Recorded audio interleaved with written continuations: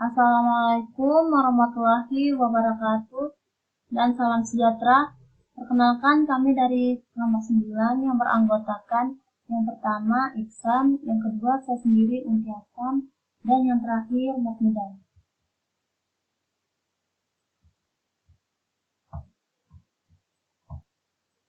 Adapun submateri kami yang pertama mekanisme spesiasi, model-model spesiasi, dan yang terakhir contoh spesiasi.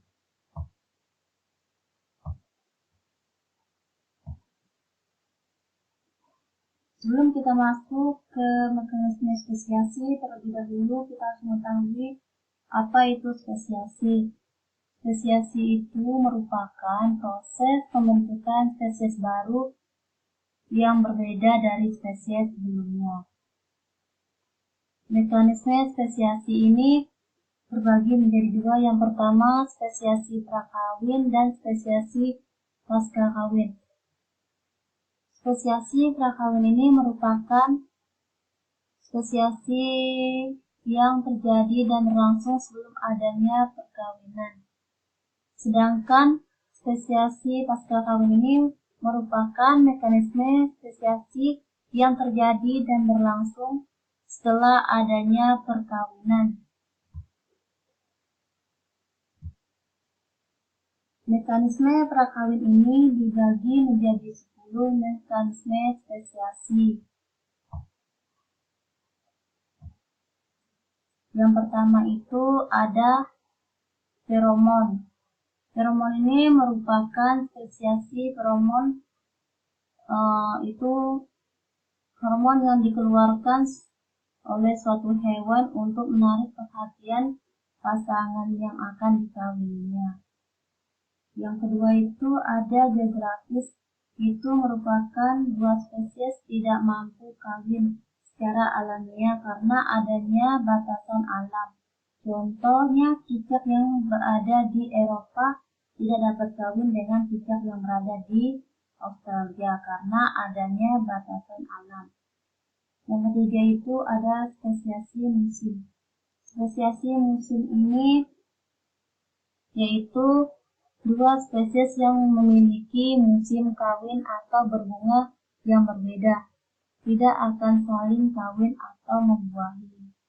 Yang keempat ada struktural, yaitu merupakan dua spesies tidak dapat kawin jika terdapat perbedaan struktur morfologi maupun alat reproduksi yang berbeda. Contohnya pada tubuh betina yang lebih besar dari jantan sehingga tidak akan terjadi pembuahan. Yang kelima itu ada fisiologis, yaitu merupakan perkawinan dua spesies itu dipengaruhi oleh perbedaan fisiologisnya atau dari pH, antigen atau antibodi. Yang keenam itu ada spesiasi inang. Spesiasi inang ini adalah parasit yang hidup pada inang tertentu, tidak akan kawin dengan individu yang hidup pada inang yang berbeda. Yang kemudian itu ada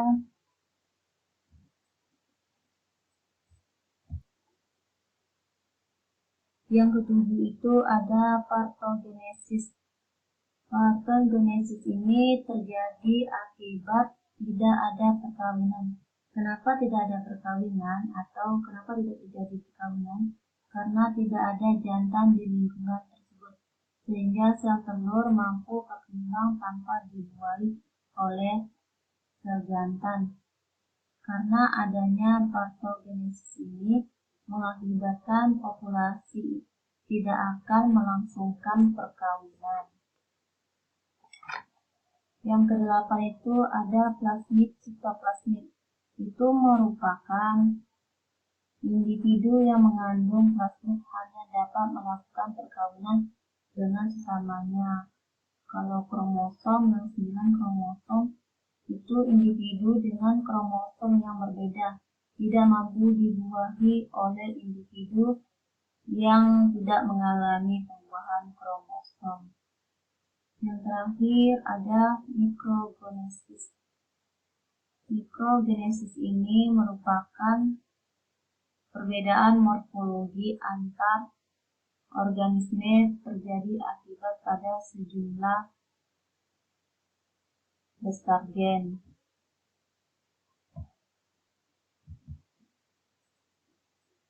Kita masuk ke pascakawin, ini terbagi menjadi 6 bagian. Yang pertama ada kematian gamet. Setelah terjadi perkawinan gamet, mengalami kegagalan membuahi akibat fungsi fisiologis atau struktur gamet tersebut. Yang kedua itu ada kematian sigotik atau embriotik. Ini terjadi akibat zigot mengalami kematian itu baik sebelum maupun setelah proses pembuahan.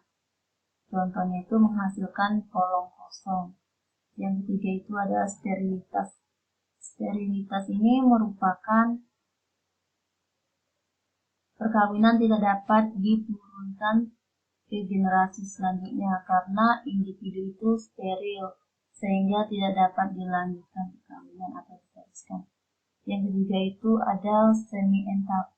Yang keempat ini ada semi-ental. Semi-ental ini individu yang dihasilkan memiliki vitalitas yang rendah sehingga mengakibatkan kesulitan pembuahan. Dan yang kelima ini ada degenerasi keturunan. Ini generasi kedua akan kawin dengan generasi kedua lainnya dengan mengalami penurunan kualitas, sering ditemui punah dengan sendirinya. Yang terakhir atau yang keenam, hibridasi.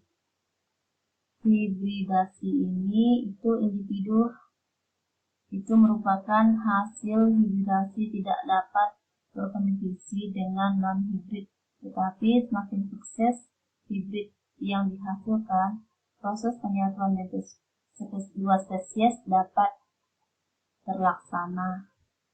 Materi selanjutnya yaitu model-model spesiasi. Pada pemateri selanjutnya dipersilakan. Assalamualaikum warahmatullahi wabarakatuh. Nama saya Iksan, NPM 1840603018. Di sini saya akan melanjutkan materi yang dibahas oleh materi sebelumnya. Di sini saya akan membahas mengenai model-model spesiasi.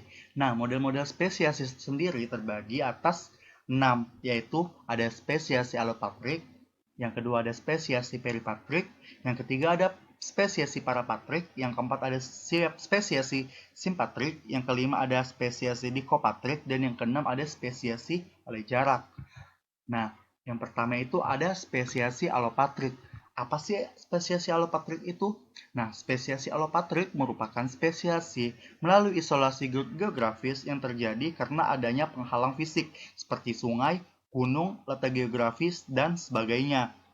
Karena habitat dari setiap kelompoknya itu berbeda, maka mengakibatkan perbedaan seleksi alam pada spesies tersebut dan akan berpengaruh pada keragaman frekuensi alel yang berbeda pada populasi yang terpecah ini. Di mana rintangan tersebut mengurangi atau menghalangi alergen pada spesies bereproduksi secara seksual dan memungkinkan tiap populasi yang terisolasi berevolusi secara independen dari populasi spesies induk lainnya. Nah, contohnya itu ada Macaca brunescens. Macaca brunescens dengan Macaca ocreta. Nah, di mana Macaca brunescens ini persebarannya itu ada di Pulau Buton dan Pulau Muna. Sedangkan Macaca ocreta ini persebarannya ada di Sulawesi Tenggara.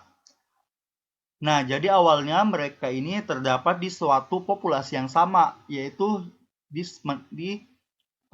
Pulau Sulawesi. Lalu mereka ini tersebar. Mereka tersebar karena adanya isolasi geografis tadi. Nah, jadi Pulau Sulawesi Tenggara dan Pulau Muna dan Buton ini terpisah oleh lautan.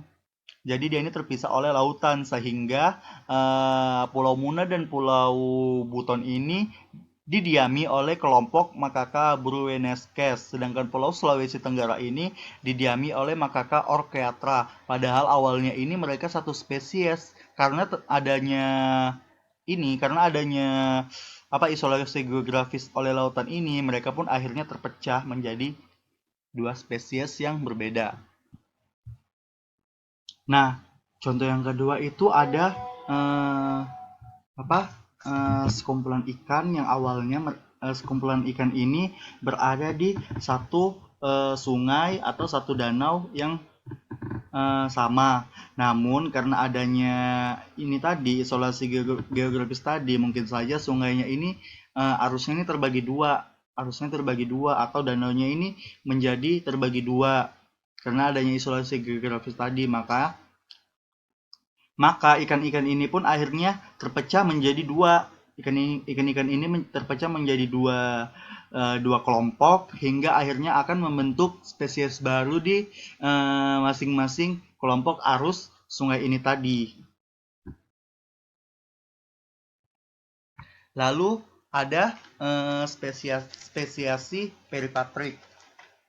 Nah, spesiasi peripatrik adalah spesies yang berkerabat dekat dan berhabitat di wilayah tersebut. Contohnya ini ada Cerberus rhythops dengan Cerberus nova guineae. Dikarenakan adanya perbedaan adaptasi dan toleransi terhadap lingkungan yang berbeda pada setiap individu, itu akan memicu terjadinya persebaran atau migrasi. Contohnya itu ada pada Cerberus rhythops tadi yang tadinya pusatnya itu ada di India. Tadinya pusatnya ular ini ada di India. Lalu dia ini bersebar ke daerah Indochina, Maluku, dan Nusa Tenggara. Nah, sedangkan Cerberus nova guinea ini, dia ini tersebar pada bagian timur Irian Jaya.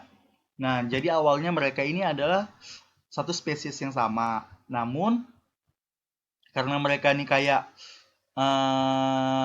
di habitatnya ini memiliki perbedaan adaptasi dan toleransi terhadap lingkungan yang berbeda pada setiap individu, mereka ini akhirnya terpecah dan melakukan migrasi ke daerah-daerah tersebut.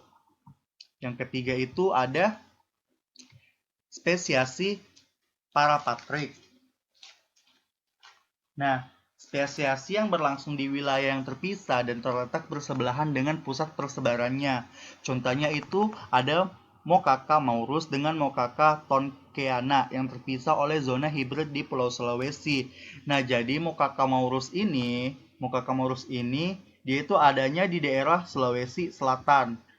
Nah, sedangkan Mocaca tonkeana ini dia ini ada di daerah Sulawesi Tengah.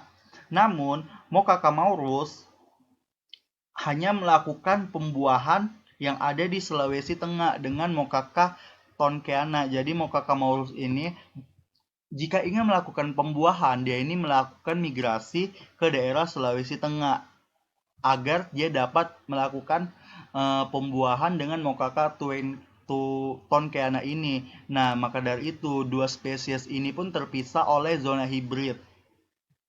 Nah, ini kan Sulawesi Selatan, sedangkan ini Sulawesi Tengah. Jadi mereka ini terpisah gitu. Lalu yang ketiga itu ada spesiasi simpatrik. Nah, spesiasi simpatrik ini adalah jenis spesiasi yang terjadi ketika dua kelompok spesies yang sama hidup di lokasi geografis yang sama tapi berevolusi secara berbeda. Nah, contohnya ini ada Arabidopsis thaliana. Nah, dia ini melakukan kawin silang dengan Arabidopsis arenosa. Nah, jadi dua spesies ini melakukan kawin silang sehingga menghasilkan spesies yang baru, yaitu Arabidopsis suecica. Nah, ini Arabidopsis suecica. Nah, jadi yang ini melakukan kawin silang dengan yang ini, spesies yang ini, maka akan muncul spesies yang baru, yaitu spesies Arabidopsis suecica. Selanjutnya ada spesiasi Dichropatrik, yaitu spesiasi Dichropatrik adalah munculnya rintangan geografis antara dua bagian populasi yang sebelumnya sinambung. Jadi bisa dilihat pada contoh pulau ini. Nah, awalnya pulau ini itu bersatu. Namun karena adanya muncul rintangan yang baru, misalnya atau kayak perpatahan antara dua pulau ini, sehingga pulau ini pun menghasilkan pulau baru. Nah, jadi pulau yang ini tadi awalnya dia ini satu pulau pun akhirnya terpecah menjadi dua pulau, sehingga spesies-spesies yang ada di pulau ini pun akhirnya terpecah juga. Seperti itu. Nah, selanjutnya itu ada spesies jaga jarak. Nah, dapat diketahui ada beberapa kasus di mana rangkaian panjang populasi spesies tertentu melingkar sehingga terjadi tumpah didih di ujungnya. Tak mengherankan bila populasi di kedua ujung rangkaian menjadi amat berbeda secara genetis, sehingga tak saling kawin atau mereka berlaku seolah-olah dua spesies yang berbeda. Nah, contohnya itu seperti ini. Misalnya di sini ada gajah Amerika Selatan dengan gajah yang ada di Afrika. Nah, mereka ini kan dibatasi oleh spesies jaga jarak atau jarak yang berjauhan yang terpisah oleh lautan. Nah, sehingga mereka ini tidak bisa saling kawin. Mereka ini tidak bisa saling kawin karena dipisahkan oleh jarak yang amat berjauhan tadi. Nah, mereka ini berlaku seolah-olah dua spesies yang berbeda, padahal mereka ini sebenarnya spesiesnya tuh sama seperti gajah Amerika Selatan dengan gajah Afrika. Mereka ini sebenarnya sama, tapi berlaku dua spesies yang berbeda. Kenapa? Karena dipisahkan oleh jarak yang amat jauh ini tadi. Nah, sehingga kan mereka ini tidak bisa kawin karena jaraknya ini kan berbeda. Nah, sehingga sering disebut bahwa misalnya gajah yang ada di Amerika Selatan disebut dengan gajah Amerika atau gajah yang ada di wilayah Afrika sering disebut dengan gajah Afrika. Nah, padahal mereka ini sebenarnya satu spesies yang sama, satu spesies gajah. Namun karena dipisahkan oleh dua pulau ini tadi, maka penyebutannya sering kita sebut seperti dua spesies yang berbeda, yaitu gajah Amerika Selatan dengan gajah Afrika. Seperti itu. Padahal sebenarnya mereka ini satu spesies yang sama, namun seolah-olah spesies yang berbeda. Seperti itu. Terima kasih. Saya akan membahas tentang contoh spesies. Pertama tuh ada Filitae. Contohnya seperti kucing, cheetah, singa, serta juga harimau. Semua hewan spesies tersebut dan diketahui berada di dalam satu keluarga yang sama, yaitu disebut dengan keluarga kucing-kucingan atau Felidae. Kedua ada Palmae, yaitu contohnya seperti salad, niva, kurma, arek, kelapa sawit, dan juga kelapa. Semua spesies yang disebut dan diketahui berada di dalam satu keluarga yang sama, yaitu disebut dengan keluarga paliman atau Palmae.